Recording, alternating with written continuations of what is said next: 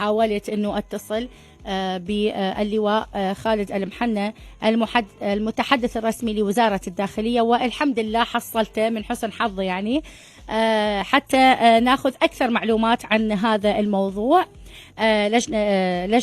لجنة مخصصة من وزارة الداخلية للمحتوى الهابط. صباح العافية سيادة اللواء خالد المحنة المتحدث الرسمي لوزارة الداخلية، صباح الورد. أهلا وسهلا، صباح الخير عليك وعلى جمهورنا الكريم. حياك الله سيادة اللواء. سيادة اللواء، البارحة الداخلية نزلت خبر حول قرار أنه راح يكون أكو لجنة تتابع المحتوى الهابط وراح يكون لهم محاسبة، فيا ريت بعد أكثر تنطينا تفاصيل حول هذا الموضوع لأهميته وخطورته لما يشكل من خطورة على المجتمع العراقي. نعم، باعتبار اليوم أصبحت وسائل التواصل الاجتماعي حقيقة نعم. فرضت على المجتمع العراقي، وأصبحت يعني تتعامل معها كل الأوساط الشعبية، سواء داخل الأسرة، الأب، الأبناء، الشباب، الأطفال، ولذلك علينا أن ننقي المحتويات التي تظهر لأطفالنا وأبنائنا، صحيح، لأنه التأثيرات كبيرة جدا على السلوك. باعتبار وزارة الداخلية أولا جهة إنفاذ القانون، وباعتبار المحتويات تسيء كثيرا إلى نص القانون العراقي، لذلك واجب ومسؤولية لوزارة الداخلية التصدي لهذا الموضوع. وأيضا الجانب الآخر، وزارة الداخلية اليوم تتبنى الأمور الاجتماعية. اليوم الداخلية لها دور اجتماعي من خلال مديرياتها، الشرطة المجتمعية، صحيح. مديرية الشؤون العشائر، نعم. وغيرها من هذه نعم. الأمور. لذلك يعني في الفترة الماضية شفنا أنه الموضوع أشبه بالفراغ، يعني ماكو وزارة ثقافة، ماكو إعلام، ماكو شيء من هذا القبيل يراقب مثل هكذا محتويات تسببت بأضرار. كثير من أبنائنا انحرفوا بسبب يعني هكذا أنواع من النشر. لذلك وزارة الداخلية تصدت لهذا الموضوع من خلال نافذة، أو من خلال تطبيق أطلقته للتواصل مع الجمهور، منصة إلكترونية للتواصل مع الجمهور، حتى يكون هنالك تقديم بلاغات هو هذا الموضوع المهم سيادة اللواء. أردت أعرف إنه شلون لو فرضنا أنا اليوم تابعت محتوى هابط، شلون ممكن أتواصل مع هذه اللجنة وأوصل لهم هذا الفيديو؟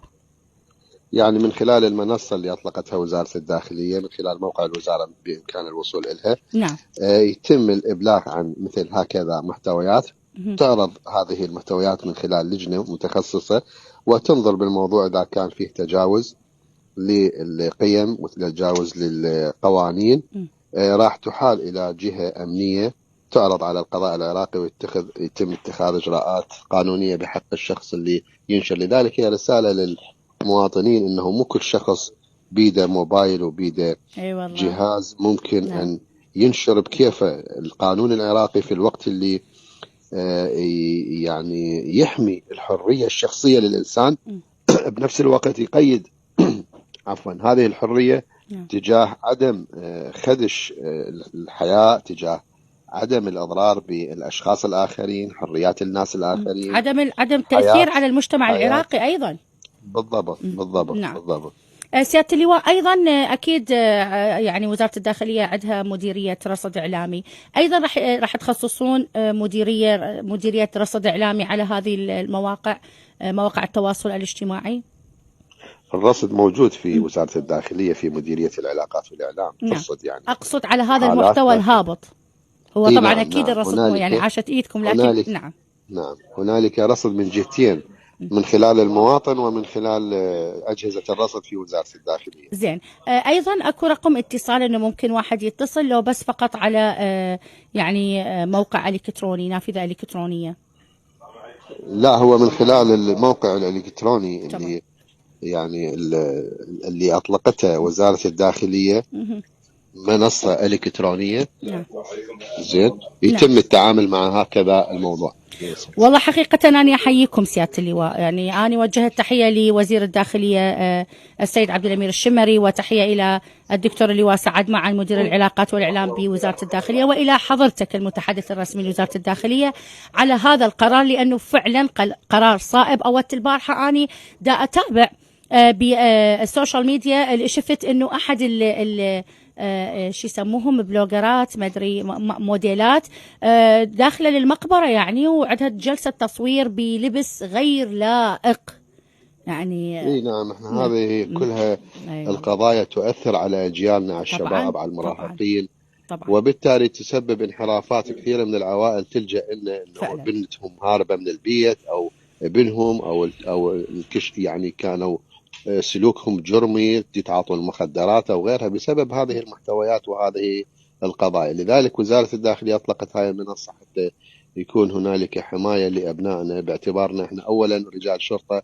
وثانيا إحنا أيضا مسؤولين عن عوائل، ويعني هنالك مسؤولية مضاعفة في هذا الجانب. نعم. سيادة اللواء، خلي أستغل وجودك وياي، وأيضا خلينا نتكلم على موضوع الإطلاقات النارية.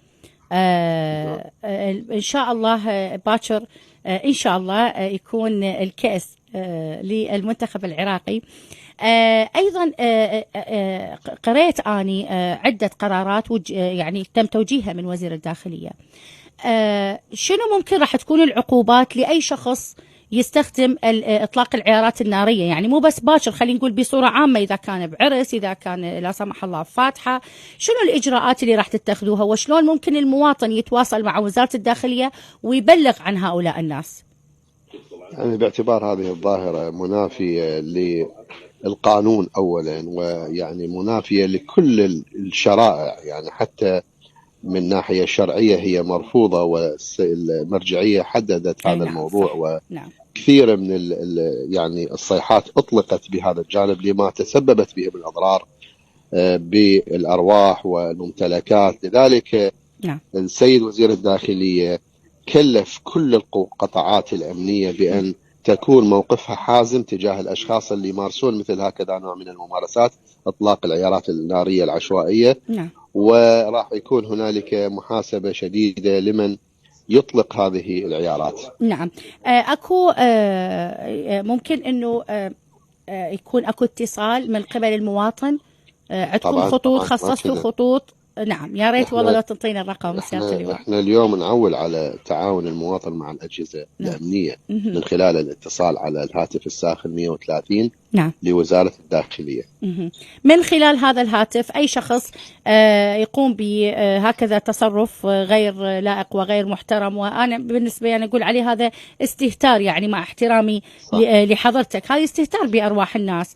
يتصل على الرقم 130 وإن شاء الله الوزارة تتلقى، وأهم شيء إنه يكون اتصال سري. هي أكيد مؤكدا. نعم. أنا جدا أشكرك اللواء خالد المحنى المتحدث الرسمي لوزارة الداخلية. شكرا لحضرتك، وإن شاء الله بالأيام المقبلة يكون عندنا لقاءات أوسع، لكن هذا تعرف الموضوع كان كلش مهم، موضوع المحتوى الهابط، وشكرا لوزارة الداخلية اللي اخذت هذا القرار، وإن شاء الله كليتنا نعمل على تصحيح الفيديوهات وعلى تصحيح كثير من الأمور للأسف حاولت أنه تسيء إلى المجتمع العراقي وإلى المواطن العراقي. شكرا لكم سيادة اللواء، وشكرا لك. حياك الله، نورتني، حياك الله، مع السلامة. راديو الرابعة 88.3 من بغداد.